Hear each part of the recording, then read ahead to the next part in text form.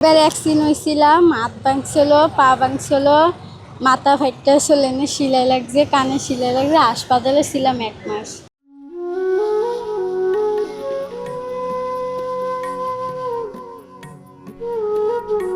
রাজধানীর বিজয় সরণি এলাকা মোড়ে দাঁড়ালেই চোখে পড়ে কয়েকটি ফুলের দোকান। এই মোড়ের ট্রাফিক সিগন্যালে ফুল বিক্রি করছে ১৩ বছর বয়সী এক কিশোরী, নাম জান্নাতুল ফেরদৌস।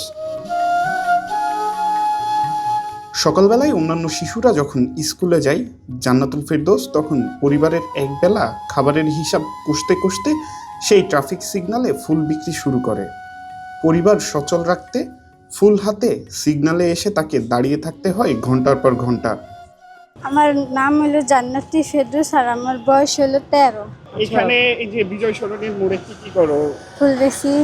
জান্নাতুল ফেরদৌসের মতো অনেক শিশুই রাজধানীর বিভিন্ন স্থানে ফুল বিক্রি করছে। পেটের তাড়নায় বই রেখে রাজধানীর অলিতে গলিতে ফুল হাতে ঘুরছে অনেক শিশু।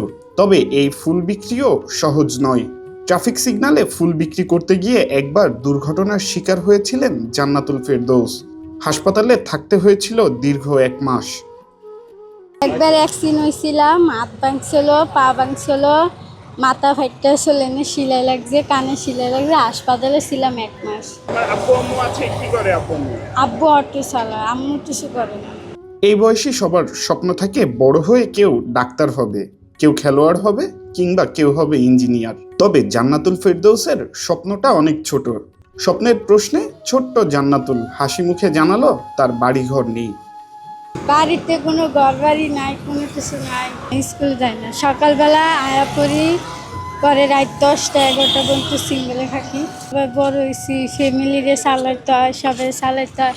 আবার আম্মু ঘর নাই, বাড়ি নেই, কই যা থাকতাম। আবার ঘরে ভাড়া থাকি ঘর। রাজধানীর মোড়ে মোড়ে জান্নাতুল ফেরদৌসের মতো অনেক শিশুই ফুল বিক্রি করে অনেকের জীবন রঙিন করলেও তাদের শৈশবটা এখনো সাদা কালো।